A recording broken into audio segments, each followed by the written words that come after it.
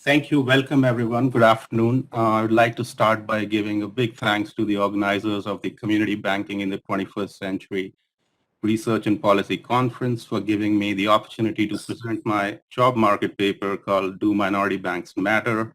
Evidence from the Community Reinvestment Act. As I was telling some of you, this is my second time at the conference, and the first time I was here, I was awarded the Emerging Scholar. So I'm of the firm belief that only good things happen when you get to St. Louis, if you do end up getting to St. Louis. I'm Prithu Vatsa. I am a final year PhD student at the University of Miami. I'm finishing up my PhD, but before that, I've worked for about 10 to 15 years in various investment banking, private equity kind of industries.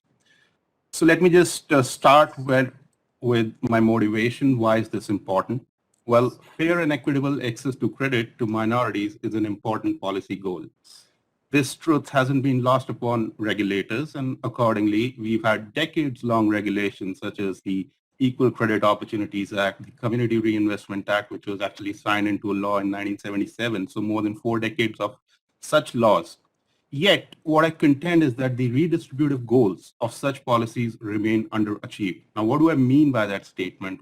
Well, a case in point is that the racial home ownership gap, which is essentially the biggest contributor to the racial wealth gap, was at its highest level in 2019. That was before the start of pandemic, and was at its highest level in 40 years in 2019, meaning it was bigger than somewhere in late 60s, late 70s, when it was actually legal to deny someone mortgages based on their race and ethnicity. So this persistent and increasing racial wealth gap is essentially worrying, to say the least. So the research question that I'm asking in my paper is, can special banks, which are known as minority depository institutions, can they help? Are they special? If they're special, just how special they are?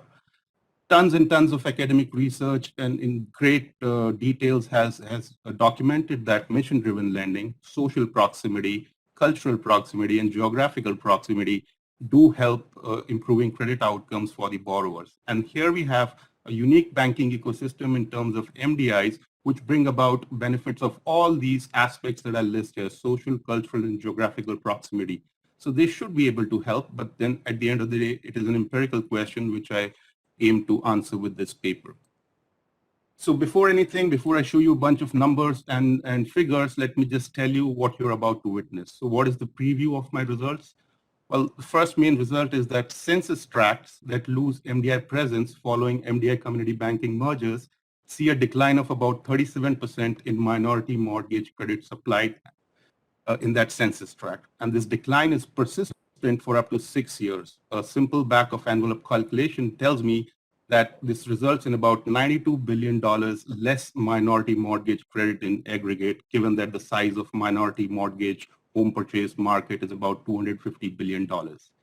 I dig in a little bit further and I find that the census tracts that see physical closure of MDI branches following an MDI community banking merger see a higher decline vis-a-vis tracts where branch ownership merely changes. So where I'm going with this is that following mergers, there can be possibly two outcomes at a branch level. One is that the branch physically closes down because of either retrenchment or redundancy, and in which case we see an abrupt disruption of physical proximity, geographical proximity, cultural proximity. Whereas another option can be the branch continues to operate as a branch of the new consolidated bank, in which case at least geographical proximity still remains, and in case some personnel is retained, some cultural proximity still remains. So what I find is that physical closures of MDI branches, the tracts that see physical closures will see a higher decline. And finally, I find that these results at a census tract level roll up to result in a decline of about 3% in minority home ownership at a county level. So as the share of such census tracts that lose minority depository institution following a MDI community bank merger increases from 0% to 3%, what I find is that the county will experience a 3% decline in home ownership, minority home ownership.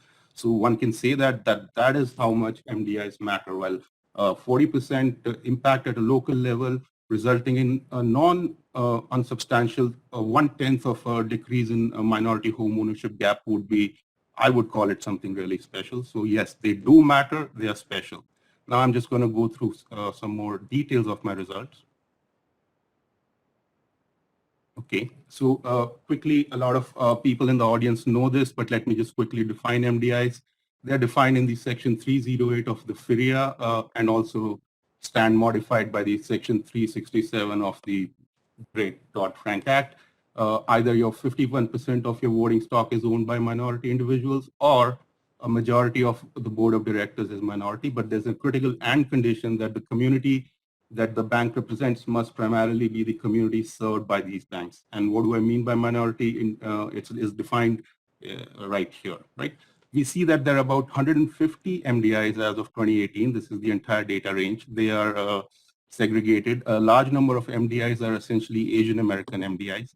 A lot of MDIs did indeed fail in the wake of the great financial recession. What we also know that MDIs, though they have existed ever since the end of the American Civil War, so more than like 200 years or something of the history, they only represent 1.5% of the entire banking universe in terms of asset size. Okay. So here's a location of MDIs across US. We see a lot of Asian American MDIs on the California coast. In the Texas-Mexico border, we have a lot of Hispanic MDIs. So is the case in Miami, which is where I live. And I'm zooming it in the picture next to it. Dom is here with us, who's going to talk about MDIs in his neck of woods. But let's look at this picture at an exploded Miami-Dade County level. And let me take a moment to describe to the audience what I'm going to be doing empirically. So what I'm not doing is that I'm not comparing any census tract in the United States that lost an MDI to another census tract, let's say somewhere down south, that did not lose an MDI. That would be a naive comparison. What I'm essentially doing is that I'm saying keep everything regarding Miami-Dade County in a particular year constant. So look within Miami-Dade County and compare those census tracts that experienced an MDI community banking merger with those census tracts that experienced an MDI-MDI merger. So that MDI-MDI merger census tract becomes my control group, and my treated group is the census tract within Miami-Dade County that experienced an MDI community banking merger. And what I do find is that following merger, for up to 6 years, we see a statistically significant decline in minority mortgage credit supplied for the purchase of residential home mortgages. Okay. Let me just talk briefly on a high level what exactly I'm doing. So we know that there were about 164 MDIs in 2001. This number has come down to 150 in 2018. And these are the various reasons for addition of subtraction of MDI charters. Now, what I'm interested is in this mergers minus 80 bar here. These are non-assisted mergers where MDIs have merged with other MDIs and with other community banks with an equal propensity. So 40 out of these mergers are MDI mergers and 40 of these mergers are MDI community banking mergers. I'm trying to make sense of what these mergers mean in terms of credit supplied to the particular geography and the communities that they serve. All right, so this is my first result. We already talked about it. Year 0 is the year of merger. And then you see that the amount of minority credit supplied by treated banks, the tracts where MDI merged with the community bank, experience a steady decline highlighted in red, and the average of all these coefficients comes to about 30%. Whereas we can see that in the negative years, the years before the merger, the two tracts did not experience anything drastically different with relative to each other in terms of mortgage originations. Okay, my next set of results is kind of interesting, is where I'm trying to say that, okay, there can be two possibilities post-merger. Either the branch closes down or the branch merely changes ownership. And I contend that there'll be more decline in minority credit supplied where the branch actually physically closes down for various reasons attributed to what we know in literature as loss of cultural and geographical, and more importantly, banking relationship, which is essentially the whole point of the conference, right? Relationships matter. So this is something that I'm not going to go into great details in, but as empirical researchers, we do have some tricks and tools that we need to employ to rule out some alternative explanations. So one can say that, Prithu, what you're showing us has nothing to do with losing MDI presence. In fact, what is happening is that we have, economy-wide economic condition going on, which is resulting in MDIs failing. And, that is what is causing it. It is the causality kind of flows the other way around.